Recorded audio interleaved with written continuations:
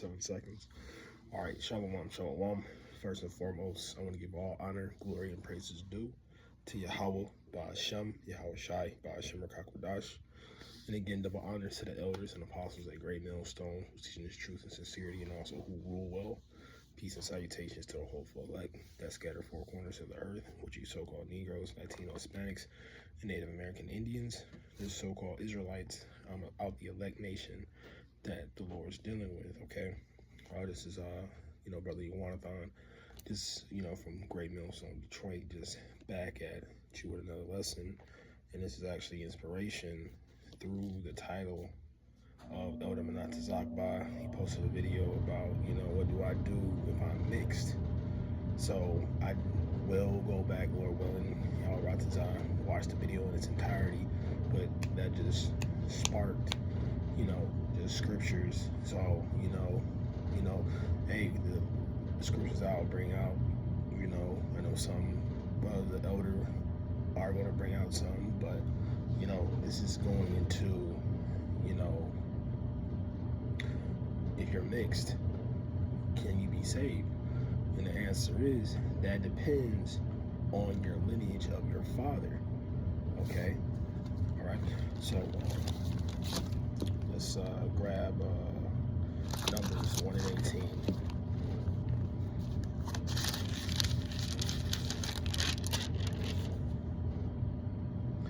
All right, this is Numbers 1 and 18, and it says, and they assembled all the congregation together on the first day of the second month, and they declared their pedigrees of their fathers according to the number of the name from 20 years old and upward by their polls. So the pedigrees is, the lineage that is coming through the seed of the father. So basically the man, so whoever your father is, okay? Now, yeah, we might have other, people out there that, may look like a heathen nation, but they forefather might go to Jake. We got people out there to this day that makes perfect example, like, Andrew Tate. He, the bald man, with the Bugatti, and, one of my other favorites I like to talk about, Yellow Wolf, one of my favorite rappers. I think he's from Alabama. He looks like he could be an Edomite, but he tells you that his father is from the tribe of Gad. Well, he says he's a Native American, so he's either Gad or Reuben. So on and so forth. Like, hey, brothers, we believe Bruce Lee's an Israelite, but that was a curse that was given, because the curse is that we're going to be scattered. So, sometimes you might take the quality, the traits of a heathen nation, it might look like them, but the seed goes from your father, your forefather, because the seed doesn't change, okay? So, let's look at this. Like I said, I just brought this out earlier because, hey, a man might lay with a woman that might be a Jake. His son might come out different. Look at King Solomon. He had like 700 wives and 300 concubines, I believe, if I'm not mistaken. I think it's, let me see. And I think it's the third verse.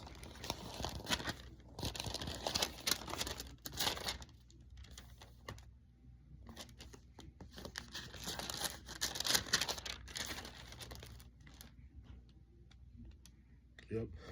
This is 1 Kings chapter 11 and verse 3. It says, this is about King Solomon. It says he had 700 wives, princesses, and 300 concubines. So, he had women that's of the other nations. So, you're going to have, some traits of the mother, but it all doesn't matter. It's the father. It's all, wherever Solomon was, that's the seed of his children. All right, and that goes vice versa, because you get into the scriptures of the wheat and the tares. So let's flip that one. Let's hit that Matthew 13. Because like I stated earlier, that was a curse that we were going to be scattered. You know, be scattered. So being amongst other nations, we, you know, being amongst the heathens, even some Jake that was in the Gentile state of mind, you know, you had the opposite happen as well. Okay. So you have the example of this. So this would bring out Matthew 13, where it talks about the wheats and the tares. All right. So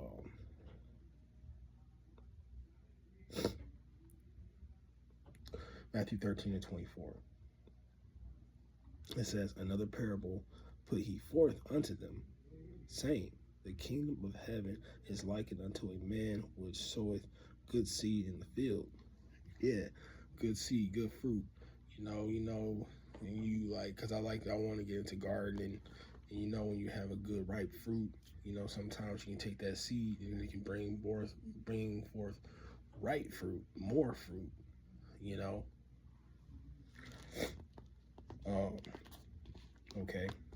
Okay, now here's the parable. So it's a compare and contrast as well. So 24 and 26. So 25 and 26 says, but while men slept, his enemy came and sowed tares among the wheat and went his way. All right. It says while men slept, because you know we had this going on a lot, especially in the time of slavery. You know, sometimes you'll have, you know, your Master Mason, your Master Candy, you know, just giving examples. They would sleep with the slaves' wives, man. Like you might have like I said, if you've seen the movie Django or whatever, you know, you saw all the stuff they were doing to his wife, Hildy. You know, that's what the slave masters would do. They would go around and catch jungle fever and lay with the women, you know. So it says, while men slept, his enemy came and sowed among the wheat and went his way. All right. So the wheats are basically a representation of the Israelites, right?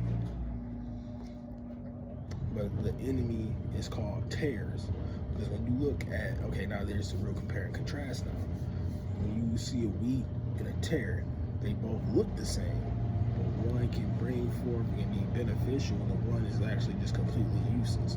So the wheats are basically the Israelites, and the tares are basically the other nations and the heathen nations, and especially Edom. All right, and it says, but when the blade was sprung up and brought forth fruit, then appeared the tares also. So, you know, you might have somebody, you know, that bring forth fruit. You might have somebody that looks like an Israelite, but they're actually a heathen. And that goes like backwards too. I can't think of anybody like in a celebrity standpoint that's actually attacked. The brothers did show me, because you might have some Jake out there, but they're actually an Edomite. Their forefathers is an Edomite, because like, you know, you might take an Israelite, you might take the customs of Edom or a heathen, and that goes vice versa. You might have a heathen that takes the trait of an Israelite. Okay, like I watched this show. I think it's called Shameless, and you know, we got the young dude Carl. He wanted to prove that he was so-called, you know, a Jake. They ran. And then don't get into no genealogy. Scriptures tell you not to get into any like genealogies and things like that, because we really won't know until we get into the kingdom of heaven. And then, to my understanding, they only tell you on your mother's side. But regardless, we know it's the seed of your father. But back to the point at hand, you know, Carl wanted to prove that he was, you know, black, because he wanted to get into the police academy, but they were looking more for, you know, Negroes or other ethnicities. So you got cool with this so-called Jake Cop.